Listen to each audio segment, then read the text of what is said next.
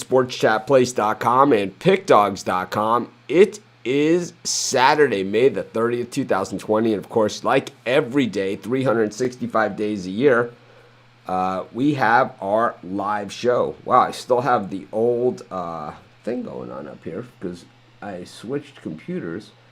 So I still have the old layout back from before we had the studio, which is weird for me. But there we go. All right. You guys know we are Sports Chat Place and Pick Dogs. You can just see the logos there. Anyways, I went off on a rant the other day about what was going on in the world, and I tell you, man, I didn't think this was going to happen.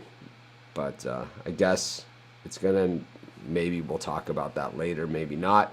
Going to try and keep it all on sports here, at least for the better part of the program.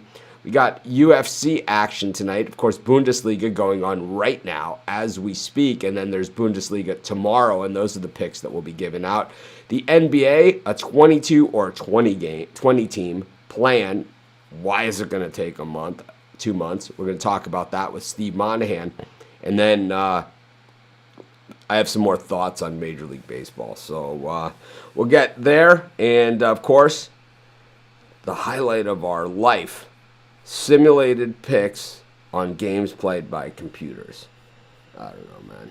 I just want to bet on sports. It's like they're burning down buildings, they're burning down the Hall of Fame. It's like I don't understand what that accomplishes. But I don't know, man. I just want to bet on some games. Speaking about betting on sports, betting on games, we're gonna bring in the Puck Dogs. You got. Whoa, what happened there? Okay. So I have a setting that's off here, and now the Puck Dogs are just little guys in the on the screen. How the hell did that happen? Nothing small about the Puck Dogs. Let's see. No. That doesn't do it. Oh, you know what I have? I think I have this one. There we go. Hey, guys. How's it going today? Chris? How you doing? Oh. Love muting the Puck Dogs. Chris, how's it going? I'm doing well. Yourself? Good, thanks. Rod?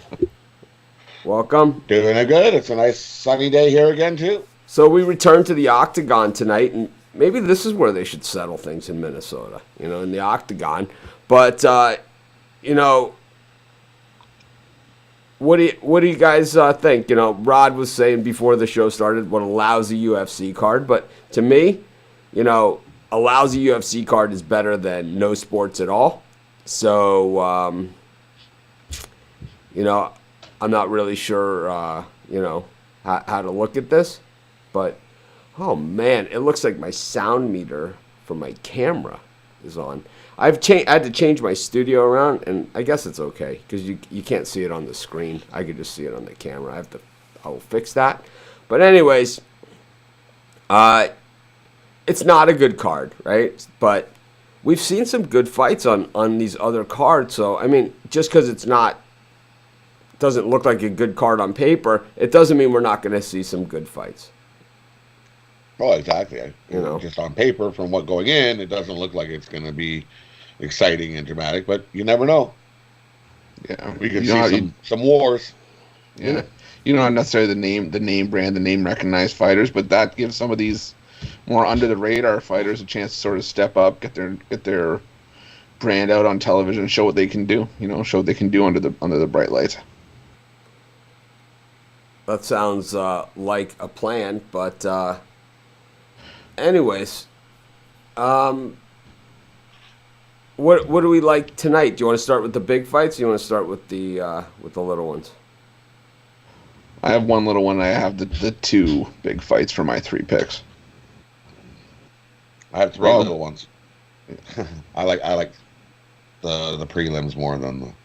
For betting, I like the prelims more than the. All right, so we got a guy here who's not talking English on our chat, and that means you're not welcome. We know we have a global audience, and that's, we love that. But one thing that's not okay on our audiences is not speaking English. So I don't get it. But it's like, anyways, you guys talk about the fights, and I will ban this guy, which is just ridiculous that in this day and age, man, where we're at today, that this is what our show is. But go ahead, Chris. Lead us in with a fight, and you guys talk about it while I'm doing this, and I'll join you guys in a second. Well, I think it is worth noting that these UFC at the Apex cards, the UFC's production facility, they're going to use a 25-foot cage instead of the standard 30-foot. So you're going to see a couple of these fights with the guys that like to put higher pressure on. They're going to be in their wheelhouse, and that's why I like Roosevelt Roberts against Brock Weaver. Weaver's on a 7-fight winning streak, but a lot of those fights came in using stock footage. smaller Florida organizations. I apologize for that. Like I said, I'm using a different computer today because some issues I had with Apple. So I'm trying to find my way around again. But go ahead, Chris. Sorry about that. That's okay. No, that's good. If you ask me, I thought Weaver in his last fight would have lost to Kazula Vargas if Vargas hadn't planted a blatant illegal knee, because Weaver wasn't handling his pressure. I think Roberts is going to be able to bring that pressure here. I think he's going to get Weaver to the ground. I think he's going to choke him out. So I like Roberts via submission at plus 215. Rod, any opinion on that one? Yeah, I like Roberts to win the fight, but minus 360 is a little bit. Money line is pushing it. Any other so way? I like Roberts to win the fight, so I'm not going to bet it. I can't. I don't know if I see a decision or something. I don't. Money line. I don't want to risk taking a shot at a decision. I like Roberts to win the fight, so.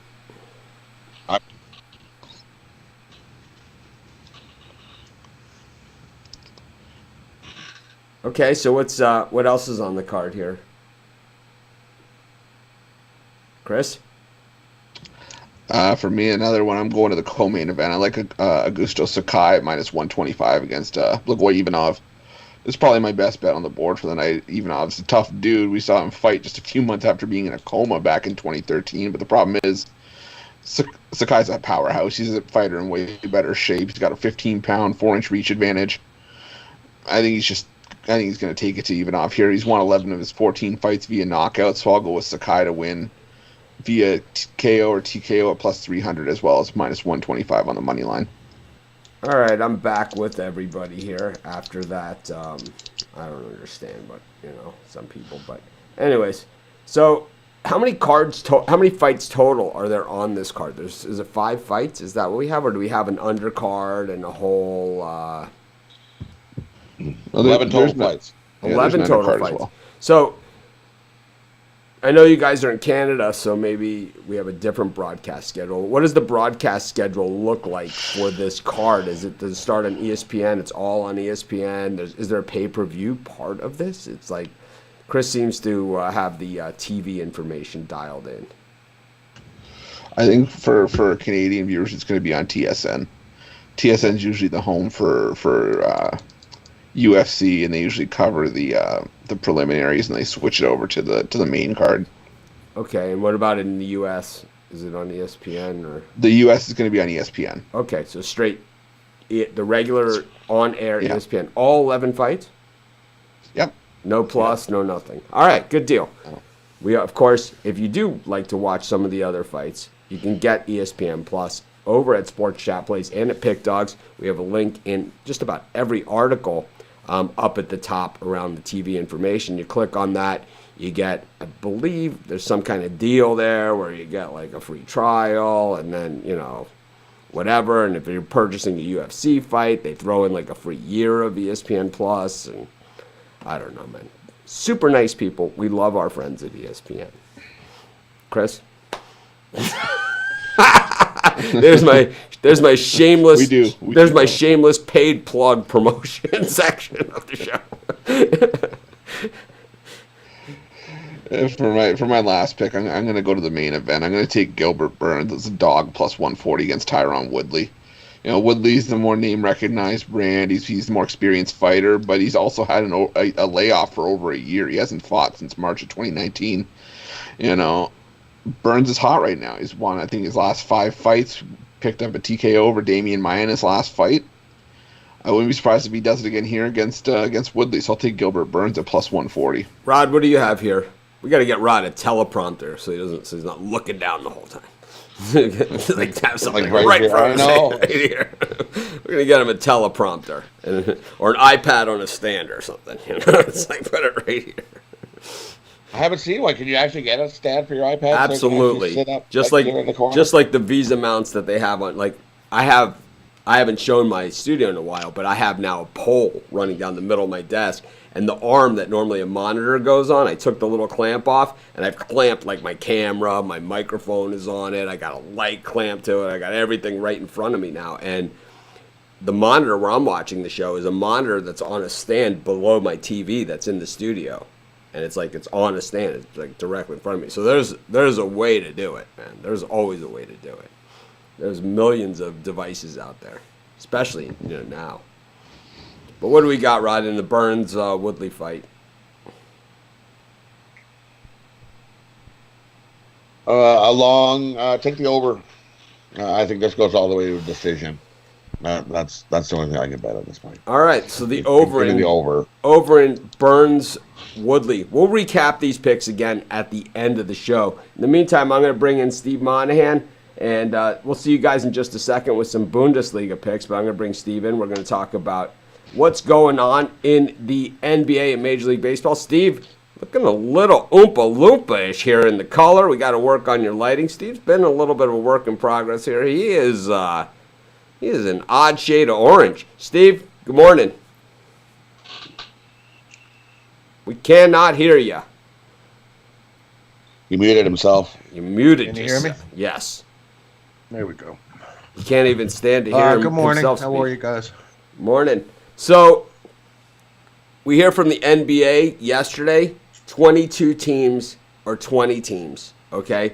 There's a lot of things going on. And when the NBA was the first to stop, and I said these were the guys to lead us, and I think the way that they're handling it is actually, even though the NHL was the first to announce, but the NHL, we still haven't heard a schedule, right? We still don't have a day. We still don't have a location. We don't have anything, right? They're still waiting on the players, and this will all happen. But it's just, maybe they got a little ahead of themselves.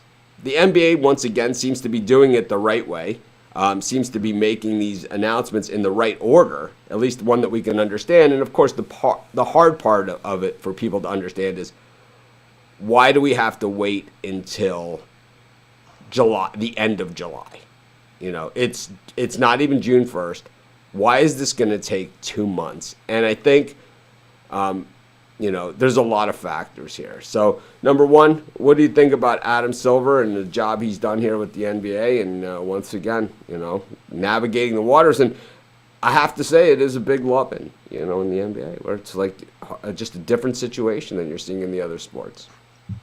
No, I agree. Adam Silver, since he took over for David Stern, I think Adam Silver's done a really, really good job as NBA commissioner. He, seems to be in control.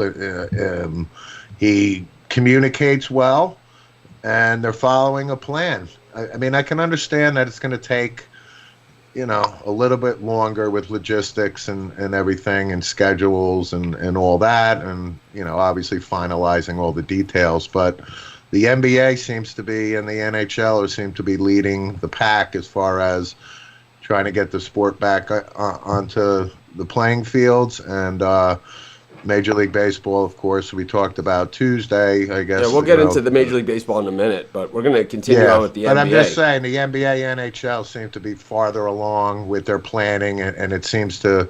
We'll talk about that. Seems like they're getting there. We'll talk about that in a second because I'm not 100% sure with the NHL. I'm more sure with the NBA, and I think with Adam Silver, we're seeing one of, if not the greatest of all time as far as commissioners go for any sport. Like, we talk about like the greatest coach of all time. We talk about the greatest this of all time, the greatest that of all time. Adam Silver could be the greatest commissioner of all time of any sport. I have never seen a commissioner in any sport where the players, the owners, and the fans, and everybody rally around this guy. It's always been, he's an owner's guy, he's a player's guy. It's always been, they're never a fan's guy, right? It's always an owner's guy, a player's guy. I mean, Peter Ueberroth, what he did for baseball and the Olympics, right? And, Paul Tagliabue, and, we have, and I mean, look at the difference between... Pete Rozelle had a nice run as commissioner. But Pete Rozelle had some controversy as well. And he also, he brought the game into the Super Bowl era, is what, is what we credit Rozelle for. But what Adam Silver has done is he's taken a game of billionaire owners and billionaire players, I mean, the players are not just millionaires anymore. These players are billionaires. They're buying teams. He's taken and he's had them sitting at the same table, getting along, and at the same time, when they're making rule changes, they're making the game better. It's like, it's not to make the game shorter. It's not to, squeeze in more commercials. It's like, you don't need a full 24 seconds when you're inbounding on your own side of the court. This is, common sense. It's like the guys are hitting more three-point shots. The line was good there for a time. You got to move it back because it's become, now it's too easy. The three-point line only started in the mid-'80s. So it's like they have moved it back before, but it's like back then it was kind of a novelty. It was a new thing, But now it's kind of like this is how the guys come through the ranks shooting these shots. So it's like, yeah, this is now a common thing. Kind of like, in football, when Dan Fouts threw for 36 touchdown passes, it was a monster season. When Dan Marino threw for 48, he broke the record by 25%. Now Matt Stafford's throwing 60 touchdown passes. It's a different game. So you need to make adjustments. And I think Adam Silver's done an amazing job. And I think, when you look at so here's the answer to why it's taking so long. Okay. The number one reason why it's going to take so long is, I mean, if you think about it, it's not a matter of starting games and playing games. They could do that tomorrow. You're talking about moving 22 teams, their families, their staff, coaching staff, referees, an entire 22-team organization that generally operates on its own, in a whole separate operation. You're talking about moving this entire thing as one piece into one place, not for a week vacation, for the Pro Bowl. We're talking about there are teams that are going to be there for 3 months.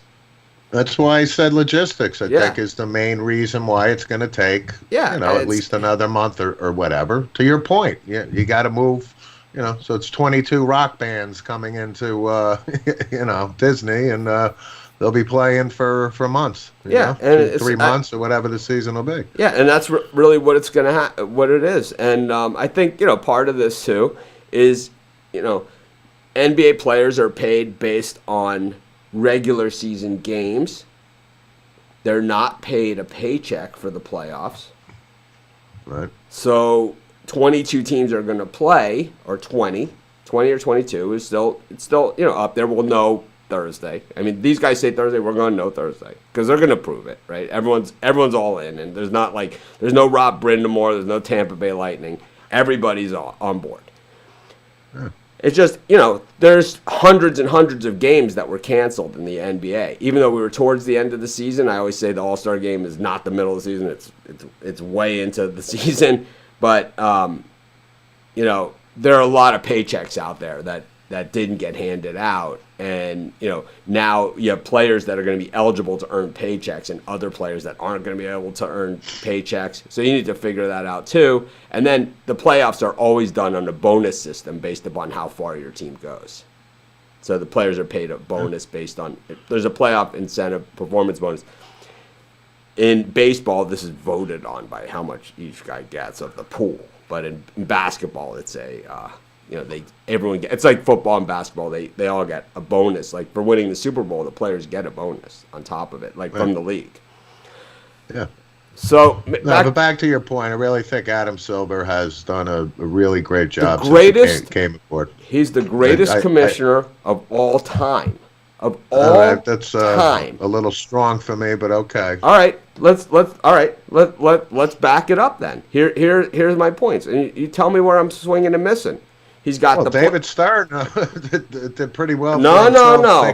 This guy took it. David Stern dug the NBA out of a hole. He did a remarkable job, right? He did a remarkable job. This guy easily. How many guys have taken the ball and fumbled it? I mean, how many times have we seen this? This guy took international. This guy took it. What was international with Stern with the Dream Team? But now it's really international. No, it was with Stern. I get that. It was with Stern. I mean, Yao Ming and the Dream Team. You know, I've been running websites for 13 years. I can't tell you how many Australian basketball writers we've had. We have Peter, who is Australian, and it's because of the Dream Team, and he's been with us for 9 years. So it's like this is pre-Silver, way pre-Silver. No. And we had Dan before him from Australia, so it's like it's been international. I just mean the revenues internationally. Yeah, but I think when you look at Silver, okay, and you look at what he's done, okay, with the rule changes that he's implemented, the way that he's got the fans, the players, and the owners all in sync, which no other sport can do, right? No other guy has even ever come close to doing that, okay? Even Stern was seen as this guy or that guy, and for everything he did. And Tagliabue, the same thing, and Pete Rozelle, same thing, seen as this and seen as that. In MLB and in NFL, they're always an owner's guy. They're always an owner's guy. Gary Bettman's done a tremendous job in the NHL too, right? Sports betting, Adam Silver was the biggest advocate of sports betting of anybody. He was, like, Chris Christie was the leader, but Adam Silver was 1A in that. He was like, when they said, the sports are going to be this, Adam Silver said, I'm all in. I'm all in. And not only was he all in, he sold this to the owners who also became all in.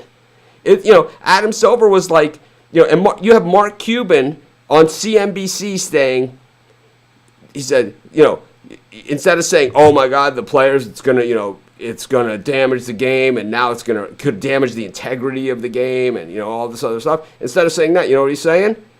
He goes, game 81, 2 teams totally eliminated from the playoffs. Now there's value in that game when there wasn't before.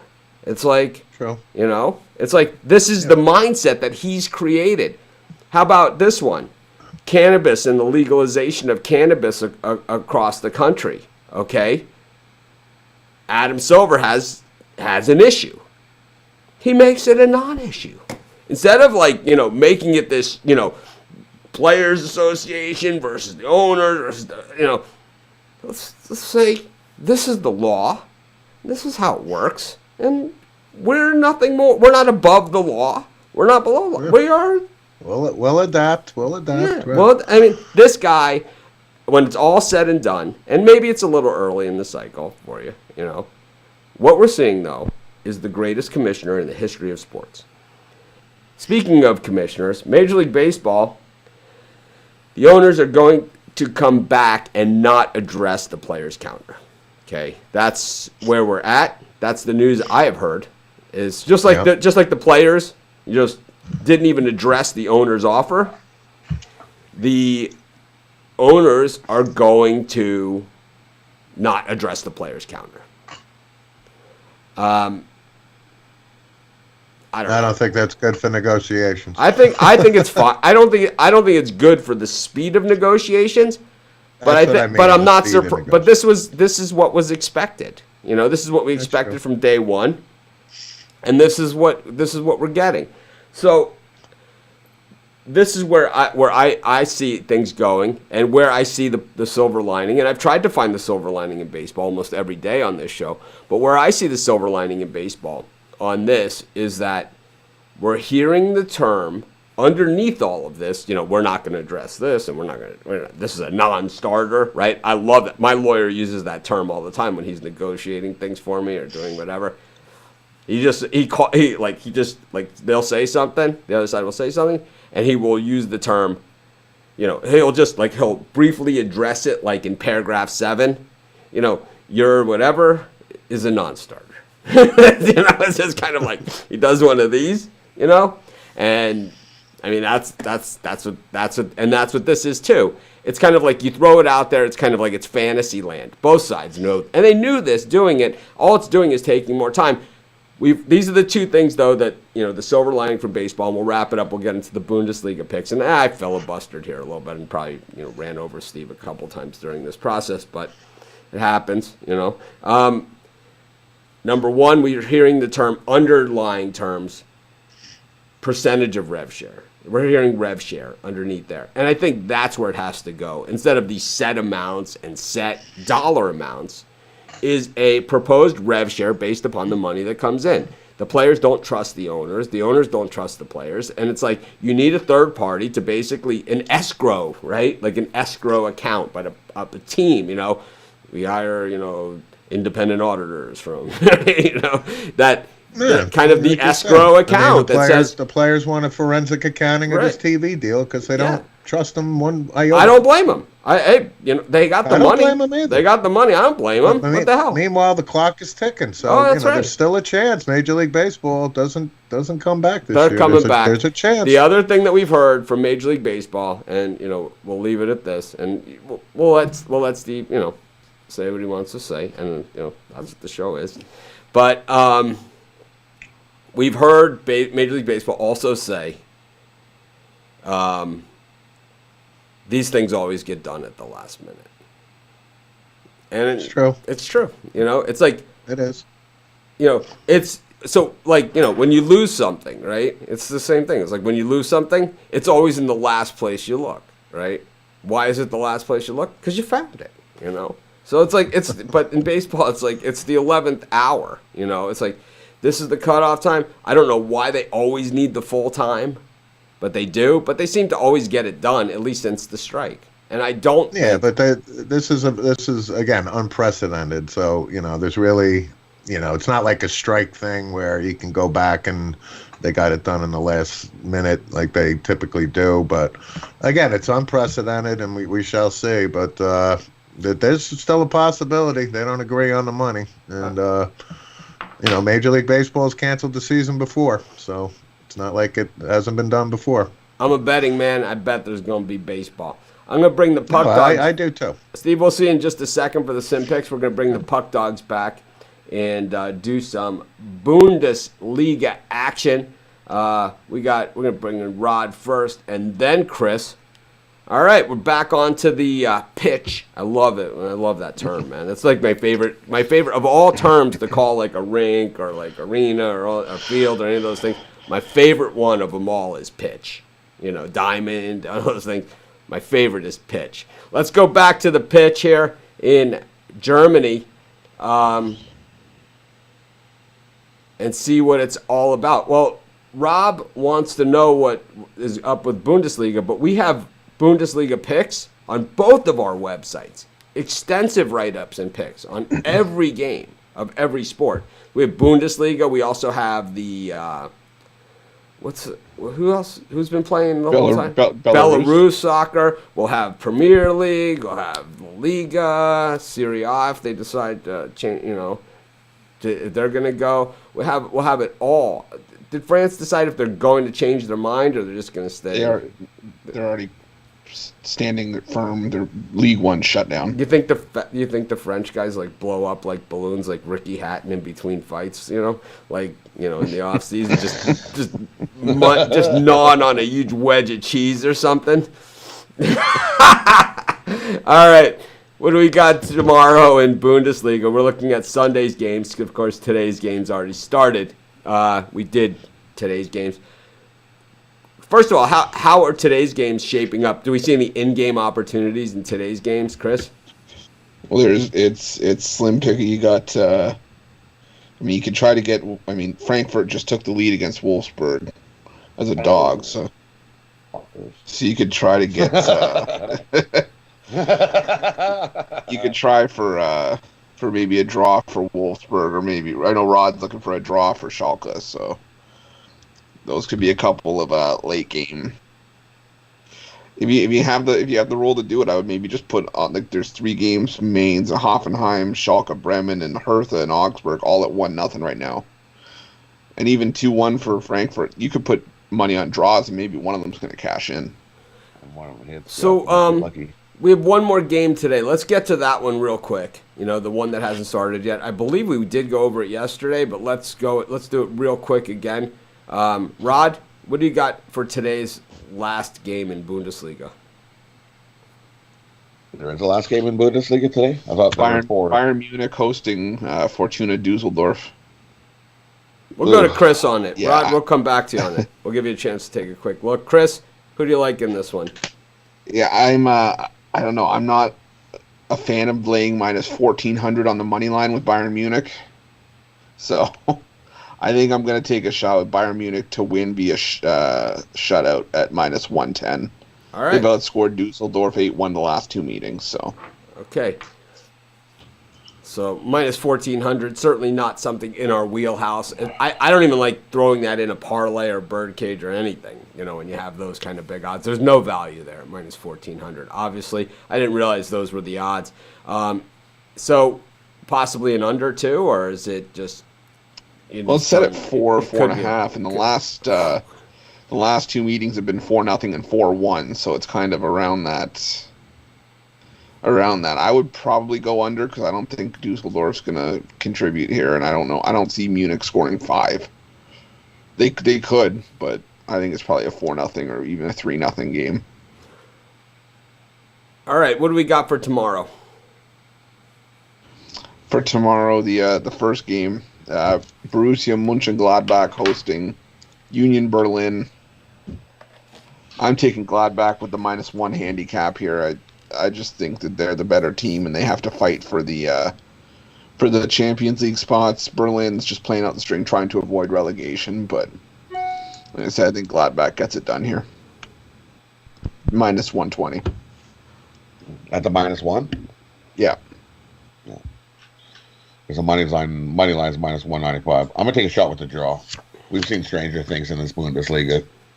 Give me a draw here. I'm gonna take a shot with the draw at plus 335. And the afternoon match for tomorrow, Paderborn hosting Borussia Dortmund. I think it's time to stick a fork in Paderborn. I think they're done. They had their chances, but they keep drawing games while the teams above them in the relegation zone win. And Dortmund can't drop any more points after losing to Bayern Munich if they want to have any slim chance of catching Bayern for the title. So I'll take Dortmund to win via shutout at plus 150. And I'll take Dortmund money line first half -130.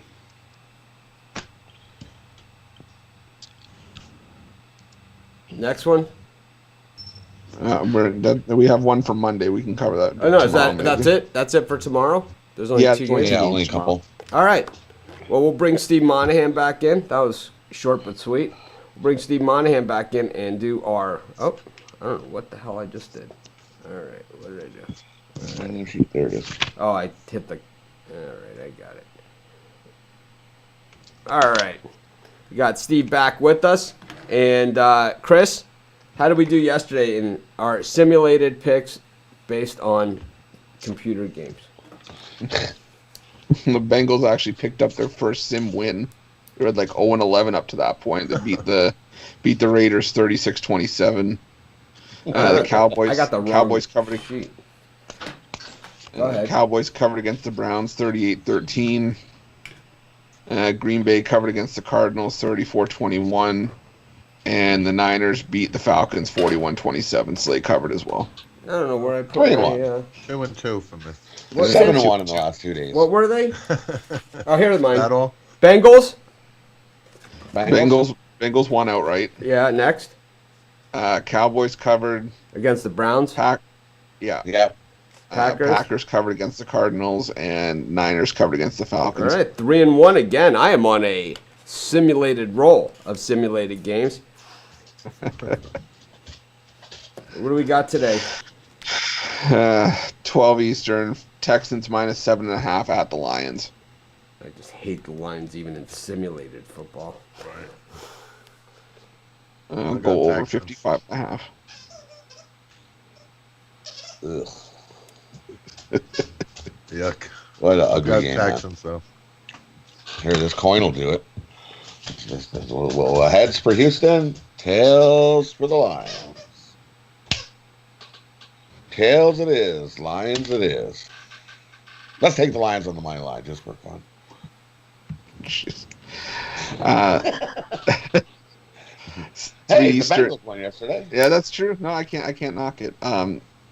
3 Eastern, Steelers -10.5 at the Giants. I like the Steelers. I think the Steelers got whooped by somebody ugly the other day. Jets. By the Jets, yeah, they got whooped by the Jets. I'll take the Giants. Yeah, I'll take the Giants too. Giants are better than the Jets. Maybe. Not by much. No.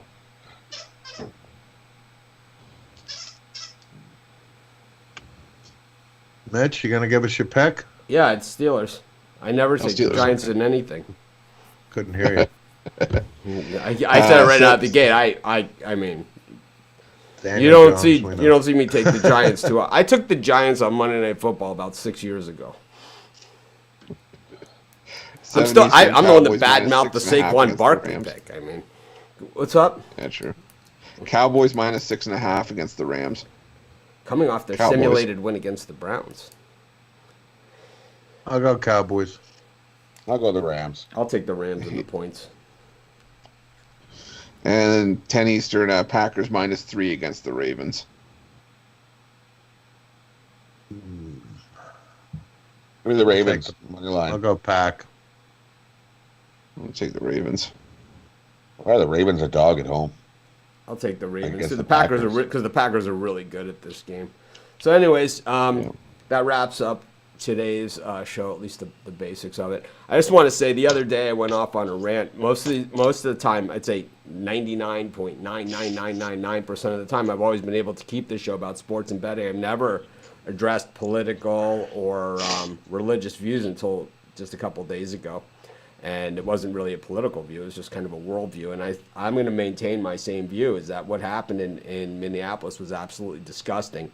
But I don't think burning down your local businesses sends a message. I heard the civil rights leader in Minnesota say, why are we burning down and looting businesses? To send a message to Atlanta, New York, and Detroit, and everywhere else that enough is enough. No, that doesn't say enough is enough. That says you're giving yourselves, black, white, Asian, Hispanic, whoever is doing this looting, and from what I see on TV, that it's all forms of all races. No one is off limits here. It's just you're making an excuse to steal, and to making an excuse to burn down. I mean, so you burn the College Football Hall of Fame. That what is? I don't understand what the message is there. So that because this police officer in Minnesota is a murderer, right? He is a murderer. He should get the chair. Okay, if it's up to me,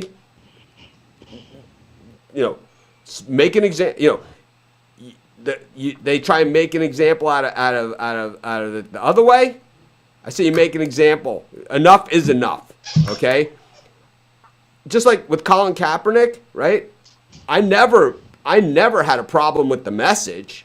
I only had a problem with the way he delivered the message by doing it after the fact. He delivered the message after he didn't even take a knee, right? He just sat on the bench. It looked like he didn't feel like standing up. That's all you could get from that, right? Because he didn't say it beforehand, and that was my problem I had with Kaepernick.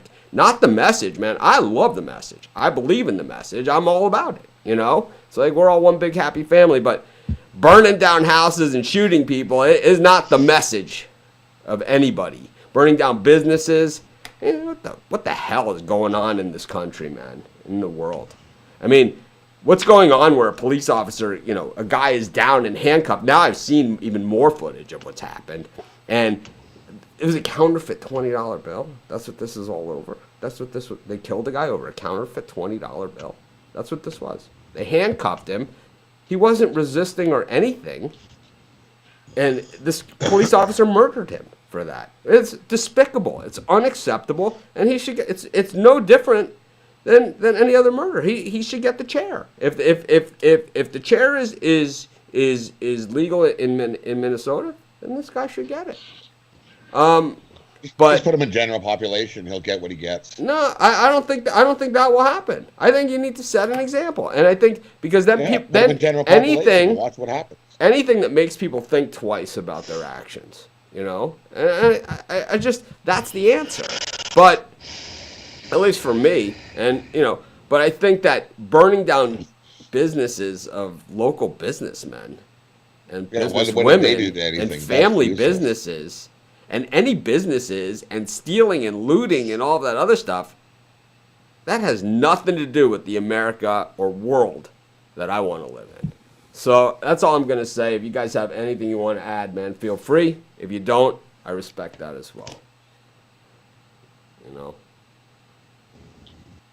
It is. It's like, I don't know why people got to loot. It's like I don't understand that. Too wrong. What does that have to do with it's what like, you're protesting? You're protesting this. It has nothing to do with looting a store. Why? What the civil rights leaders are saying in Minnesota is, we're sending a message to these other cities that enough is enough. I mean, I don't hear that message from those actions. No, I don't see that. Either. Not from the actions. I'll tell you what. I'll tell you. Send the right message. And the other day, not this way. The other day, when I first saw the video and I came on here and I pulled no punches. Enough was enough, man. I said enough was enough. I've said enough was enough a long time ago. I talked about the Arthur McDuffie, from the 70s, with the Overtown riots that I grew up with. We never had a snow day where I'm from, but we had days where schools were closed because of rioting. And it's like, I don't understand it, man. I just want to bet on some sports. I think maybe sports is the answer, man. Bring it back. Yeah, me too. I think sports. Here, I got this. Sometimes UFC birdcage to cut the.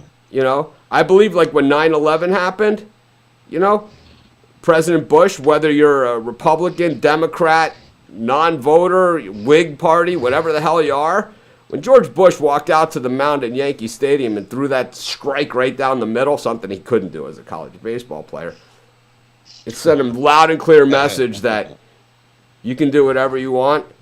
We're still here. We're still here. And, it could have been Bill Clinton. It could have been Barack Obama. It could have been anybody.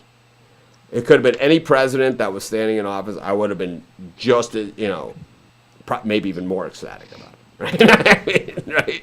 But, at a certain point, enough is enough. And I don't think that this is a problem from this presidential administration, just like I don't think the ones from the previous were from the previous one. I don't think Rodney King was from, I can't even tell you who was president during that. Arthur McDuffie happened during, I believe it was either the Reagan, no, it was pre-Reagan, so it might have been the Carter administration, or it could have even been before that. But I will tell you, man, this is not good. This is not good. It's got to stop, man. Let's work towards the solution and not create another problem. Have a great day, everyone. Thanks, everyone, for joining us. Hopefully this is the last of that stuff we ever have to talk about on this show, man. Bye. Yes. Bye.